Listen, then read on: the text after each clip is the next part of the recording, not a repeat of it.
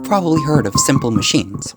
It's one of those top school core memories, along with the debate between Athens and Sparta, the mitochondria being the powerhouse of the cell, and proving that the power set of the natural numbers is the same size as the set of real numbers. For something so ubiquitous that across the world it is some of the first science students are taught, it doesn't come up often in everyday life. So, if you need a refresher, simple machines are the basic building blocks for all more complicated machines. The list of these machines were first codified by Archimedes back in ancient Greece. It was comprised of the lever, screw, wedge, and wheel and axle, what is expected of simple machines, but it lacked the inclined plane and pulley and replaced the two with a winch. The more common list that we know today was created during the Renaissance by scientists like Stevinus. Since the 1500s, many advancements to technology have been invented. Are there any new simple machines, or are these new tools just the accumulation of thousands to millions of simple machines? Let's get into it. What are simple machines? Are there any secret simple machines? And what even is the power set of the natural numbers? Well, to explain that, you first need to understand different sizes of infinity. Georg Cantor in the 1800s defined infinity as the amount of natural numbers being the counting numbers 1, 2, 3, and so on. The real numbers, on the other hand, are the list of all numbers, whether they are the ratio of other numbers or irrational numbers. Chapter 1. What are simple machines? First question first. Simple machines are tools that, while mechanically simple, are able to change forces, specifically force vectors. A vector is able to be changed in one of two ways: direction and magnitude. This makes sense because these machines often deal with the physical movements of objects and making that job easier for people to do. By changing the direction of forces, people would be able to move objects against gravity or even have gravity assist them. And by changing the magnitude, it can increase the force being applied to an object, making it easier to move. So, for all of these simple machines we are looking at today, we should look for a unique change that the machine makes to either the direction or magnitude of a force, though in most cases it's both. Chapter 2. The classical simple machines. Let's begin with the inclined plane. It is by far the simplest of the simple machines. It almost seems too simple, which is something weird to say about a simple machine. Because of how simple it is, it has been used since the beginning of human history. It is famous for its use in ancient Greece and ancient Egypt. However, it wasn't really considered a simple machine until the Renaissance. I was thinking about making a joke about how inclined planes couldn't be simple machines because they exist in nature. Mountains clearly aren't simple machines. Unfortunately, I can't make that joke because Karl von Langsdorff made the exact analogy 200 years ago. Despite it being the most natural and simple of these machines, it does assist in changing a force between horizontal and vertical directions. Since it has been used to change the direction of a force, it certainly qualifies to be a simple machine. Up next, the wheel and axle. This one is also a fairly simple machine, but it very clearly follows the rules for one. Wheels are one of humanity's oldest inventions, with experts placing its invention to about 5,000 to 7,000 years ago. What they do is take the circular force that is applied to the axle and change the magnitude to allow the wheel to travel a greater distance because of the differences in the circumferences between the two. Uniquely, this is the only simple machine that doesn't change the direction of any forces, only the magnitude.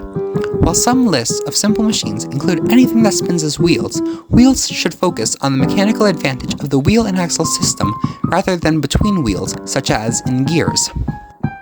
The wedge, probably history and prehistory's oldest invention, so old that it is ubiquitous between societies with its use in early weaponry, and is even used by non-human animals as simple spears. It is a bit interesting because back in elementary school, teachers explained how it was similar to two inclined planes back to back, same with most of the resources I found regarding the subject, in which case it shouldn't be a simple machine. And to be fair, the parallels are there.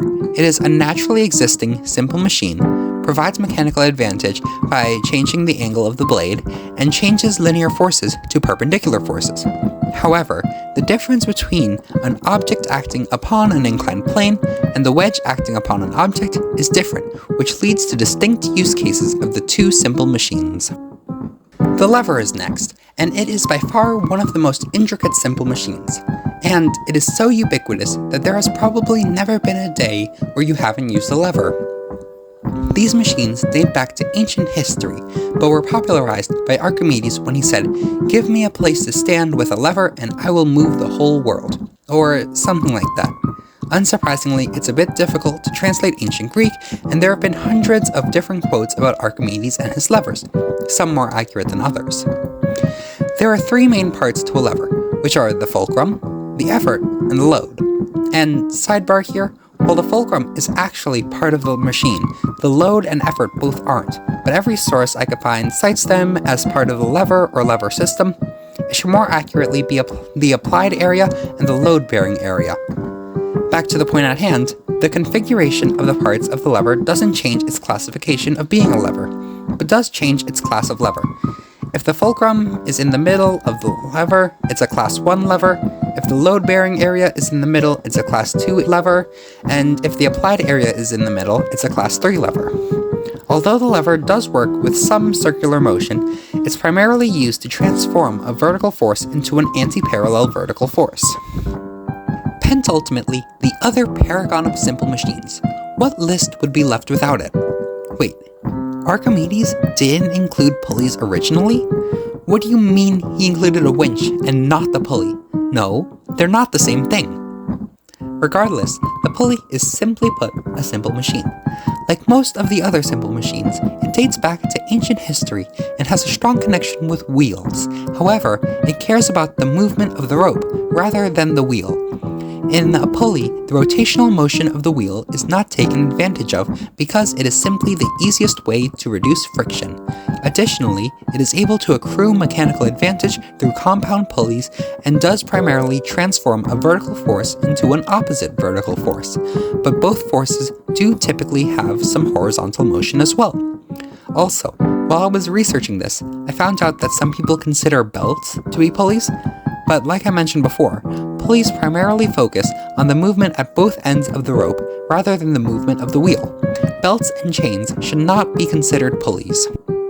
And finally, the screw. This has always been the most out-of-place simple machine in my mind. In 3rd grade, the analogy to the screw was the lid of a jar, and I could only think that it was more about the threads of the screw rather than the rest of it. This is a screw, and it accomplishes two tasks. The first is making a point where it can be screwed into like a wedge, and the second is using the threads to secure it in place. Clearly, it is just comprised of two simple machines, but what would the other one be? Well, actually I lied about this. This is the Archimedes screw, which is apparently the thing they're referring to when talking about the simple machine, and I didn't know for 12 goddamn years. But you know what?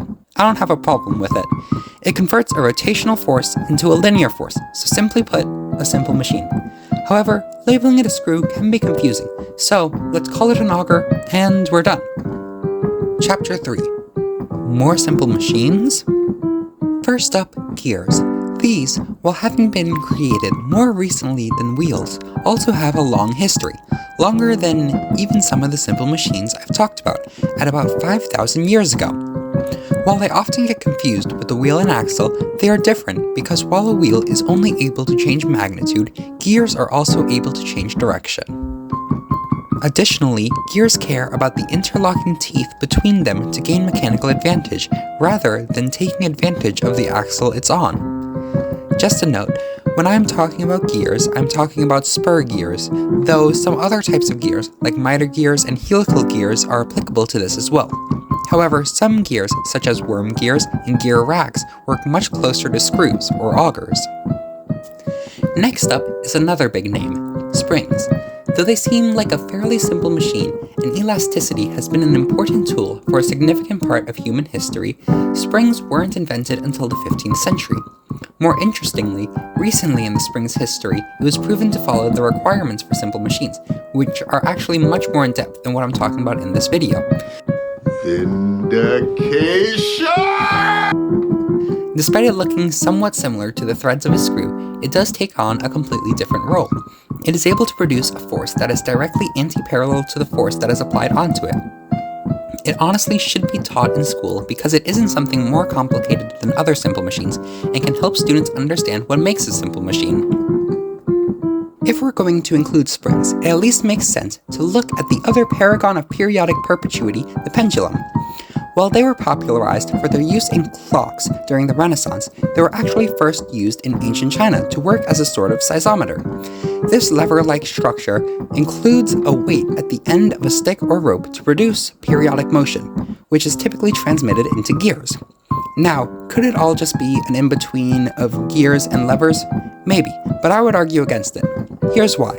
First of all, the structure of the part of the pendulum that engages with gears is distinctly different from spur gears that we previously defined.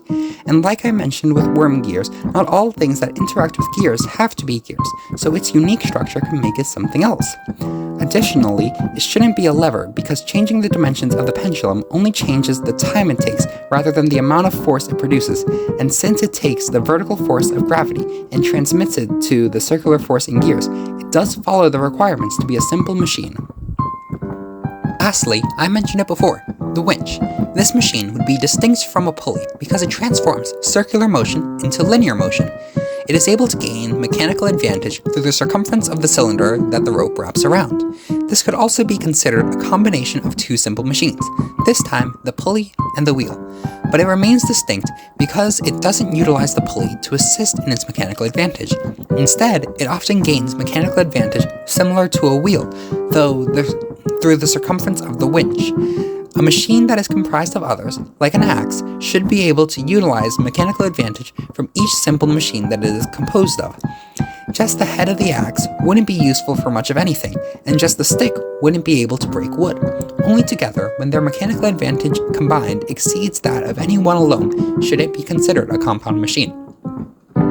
This is also where I would place pulley belts and chains, because those care about the circular motion involved rather than the simple linear motion of the pulley. So, how many unique simple machines are there?